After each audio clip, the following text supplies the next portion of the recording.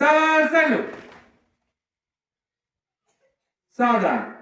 आज की तारीख 20 और 20 अगस्त आज की तिथि को भारत के 9वें प्रधानमंत्री स्वर्गीय राजीव गांधी जी का जन्म हुआ था। आज उनकी जयंती है 20 अगस्त 1944, जो कि भारत के पहले महिला प्रधानमंत्री स्वर्गीय इंदिरा गांधी जी के पुत्र थे। 1984 से 1989 तक भारत के 9वें प्रधानमंत्री के रूप में उन्होंने देश की सेवा की और 1991 में एक आत्मघाती हमले में जो लिबरेशन ऑफ टाइगर तमिल इलम उस समय श्रीलंका में बहुत सक्रिय था, उनके द्वारा किया गया था, जिसमें उनका देहांत हो गया था। तो आज उनकी जयंती है। और गौतम बुद्ध ने कहा है कि मनुष्य जो है एक हीरे की तरह होता है। किसकी तरह होता है? हीरे की तरह होता है। और हीरे में चमक कब बढ़ती है? हीरा कब चमकता है? जब उसको घिसा जाता है, तराशा जाता है। उसी तरह मनुष्य भी यदि संघर्ष के पथ पर अपने आप को निरंतर तराशे तो उसमें निखार आएगा। ये बात अलग है कि माना जाए कि हम गरीब पैदा हुए हैं किसी के घर में, ये हमारा भाग्य हो सकता है। जैसे कोई धीरू भाई अंबानी के परिवार में पैदा हुआ, कोई मान लीजिए लालू यादव जी के घर में पैदा हुआ, कोई नीतीश कुमार जी के घर में पैदा हुआ, और कोई सुदूर क्षेत्र में, ग्रामीण क्षेत्र में एक झोपड़ी में पैदा हुआ।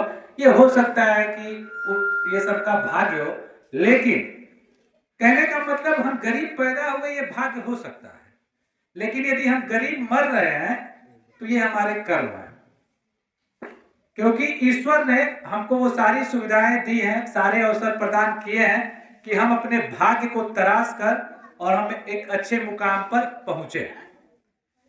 यदि यही बात धीरू भाई अंबानी सोचे होते कि मैं गरीब था, तो आज भारत के नहीं विश्व के नंबर 1 और 2 में उनके बेटे मुकेश अंबानी की गणना होती है। कभी नंबर 1 में आते हैं धनाढ्य लोगों में विश्व के, कभी 2 में आ जाते हैं, कभी 3 में, अंदर 5 में बने रहते हैं। और जब धीरू भाई अंबानी पहली बार गए थे मुंबई तो 500 रुपए का नोट लेकर गए थे, और उस 500 रुपए में 2-3 दिन रहे, फिर उन्होंने मजदूरी किया। सोचिए, और मजदूरी करके जब पहली बार फिर उनको 500 रुपए मिला तो जानते हैं उन्होंने क्या किया? सोचिए, यदि कोई पहली बार 500 रुपए कमाए तो क्या करेगा? वो एक होटल में गए, बहुत बड़े होटल में गए, और उस होटल में उन्होंने उसकी कॉफी पी। उस समय नाश्ता किया, कॉफी पिया और चले आए। लोगों ने, उनके मित्रों ने पूछा, तुम अजीब आदमी हो भाई, तुम पहली बार इतना पैसा कमाए और उसको ले जाकर तुम एक बड़े होटल में चाय नाश्ता करके चले आए। उन्होंने कहा, नहीं, मैं ये सोचने गया था या ये देखने गया था कि ये अमीर लोग सोचते क्या है, आखिर ये अमीर कैसे हैं, आखिर इनकी सोच क्या है। तो मैंने अपना पहला समय उन लोगों के बीच में व्यतीत किया, उनसे कुछ सीखने के लिए। इसी प्रकार व्यक्ति जो है जिस माहौल में रहना पसंद करता है वैसा वो बनता जाता है।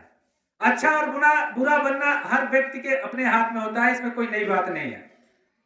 और आलोचनाएं होती रहती हैं, इससे घबराने की भी बड़ी बात नहीं है।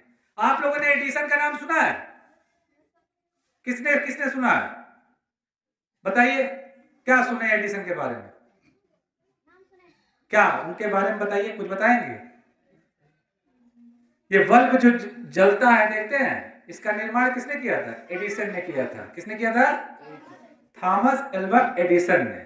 और जब पहली बार उन्होंने कहा था कि मैं एक ऐसा बल्ब बनाऊंगा जो जलेगा, तो उनके आसपास के लोगों ने उन पे हंसा कि ऐसा बल्ब तो बन ही नहीं सकता जो जलेगा भी, क्योंकि उस समय ऐसा सोचना भी मुमकिन नहीं था। जब थॉमस एल्वा एडिसन ने उस बल्ब का आविष्कार किया तो लोगों ने चिल्लाना शुरू किया, बन तो गया है लेकिन अब ये जलेगा नहीं, ये बल्ब जलने वाला नहीं है। एडिसन ने उस बल्ब को जलाकर दिखाया और जब बल्ब जल गया तो लोगों ने कहा कि ये बल्ब अब बुझेगा नहीं। उन्होंने बुझा कर भी दिखाया।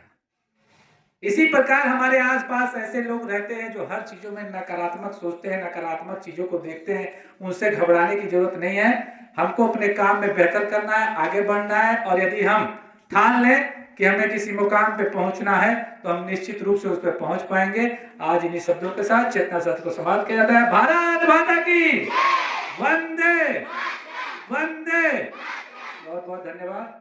ताली नहीं बजती।